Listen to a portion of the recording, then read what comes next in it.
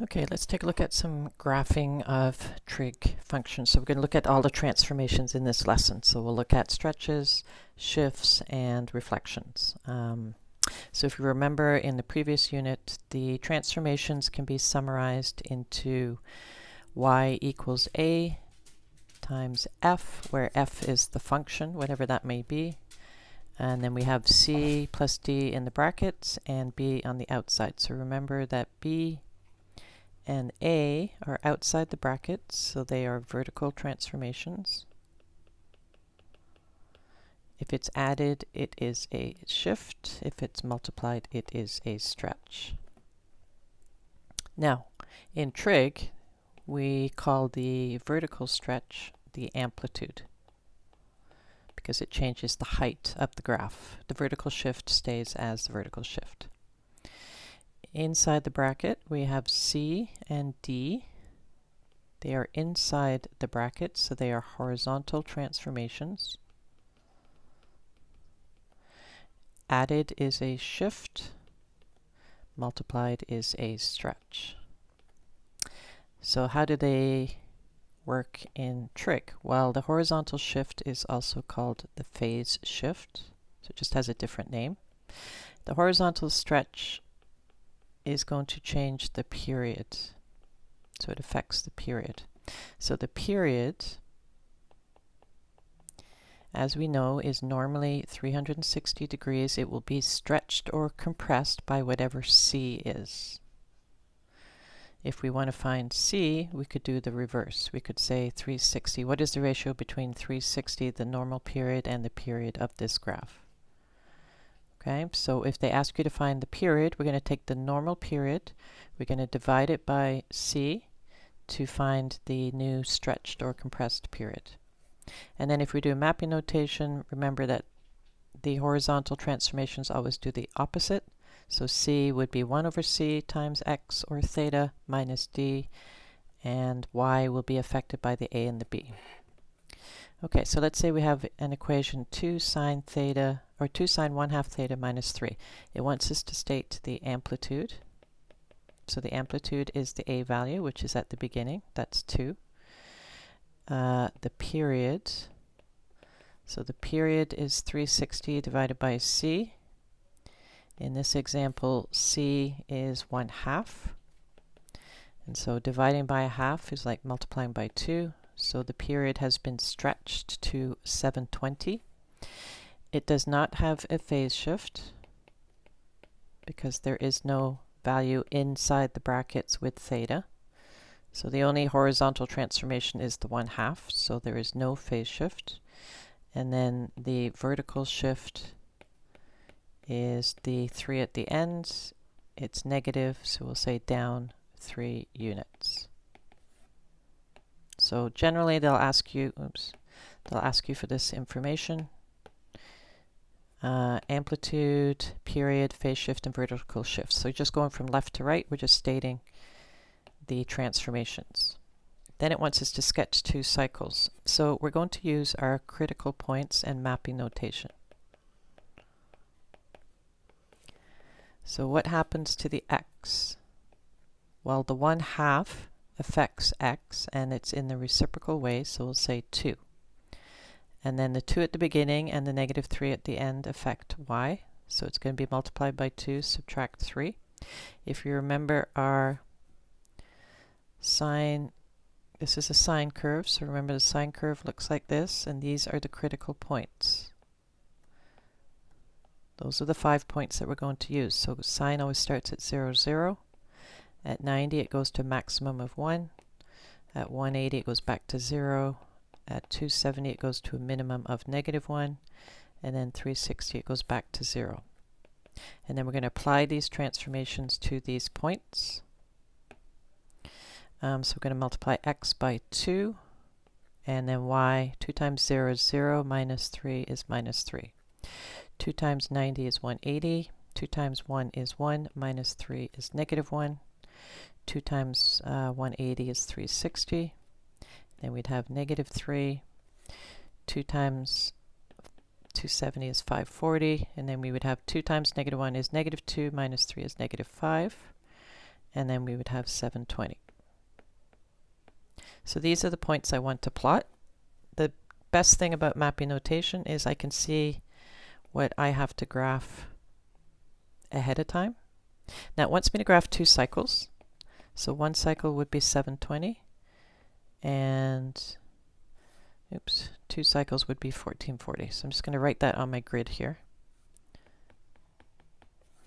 And then I'm going to divide these into 4 because we have 4 equal points here. So half of 720 is 360. This would be 180. This would be 540. And then here we've got 360. So what's that? That's 1080.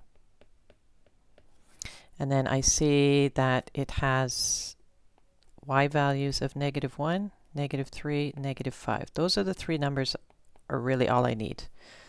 What is the max? What is the middle? What is the bottom? So the middle's at -3.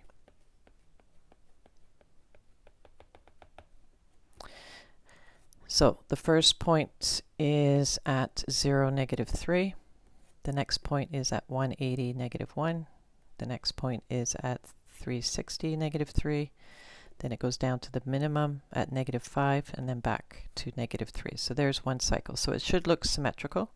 So when I'm looking at this graph, mentally I'm checking is remember we did the vertical shift down 3. Is the middle down 3? Yes, it is.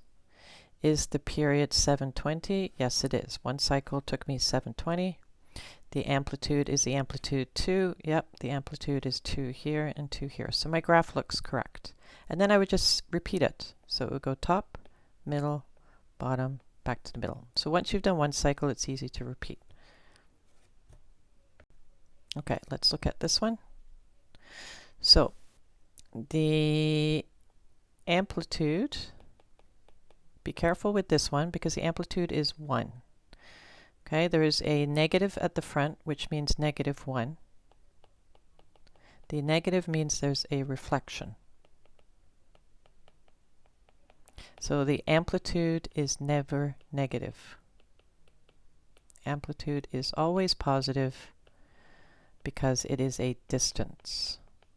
So it's never negative. You should never have a negative amplitude. So the amplitude is 1 plus a reflection in the x-axis. The period, the normal period is 360. We're going to transform that by c.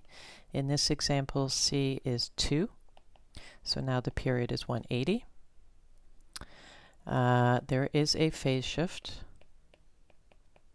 It is 45 degrees to the right. Remember, it's always the opposite. So it says -45, it's going right. And there is a vertical shift of up 2 units because it is +2. So what would the mapping notation be? What happens to the x? The 2 and the 45 inside the bracket. So the opposite or the reciprocal of 2 is 1/2. And then -45 would become +45. On the y, we've got this -1 at the front, and we've got this +2 at the end. So be careful that you pick the right critical points. This is now cosine. So cosine starts at 0, 1. At 90, it goes to 0. At 180, it goes to the minimum. 270 back to 0. 360 back to the top. Then we're going to apply these transformations. We're going to take 1/2 of 0 is 0 plus 45. And then -1 plus 2 is 1. Take 1/2 of 45. Oh, plus 45. Forgot about that. So we'll take 1/2 of 45 is 45 plus 45 is 90. That would be 2. 1/2 of 180 is 90 plus 45 is 135.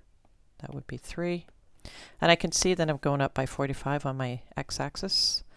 1/2 of 270 is 135 plus 45 is 180. And then 180 plus 45 is 225. So I can see that my x is going up in increments of 45. 45, 90, 135, 180, 225. Those are all increasing by 45. So I'm going to do 2 cycles. So let's do 360 and 720 should allow me to fit in 2 cycles. I have a minimum of 1, a middle of 2, and a maximum of 3. So that's all I need on my y. Now, my x-axis I'm going to divide in increments of 45 because I can see they go up by 45 degrees each time. So I've done 1 cycle at 90, I've cut it into 4, and I'm going to cut it into 45. So I'm going to divide it again. So each of these is 45.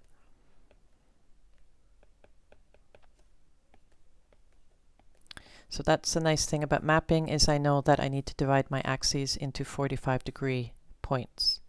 So at 45 it's at 1, at 90 it's at 2, 135 it's at 3, 180 it's back to 2, and 225 it's back to the bottom.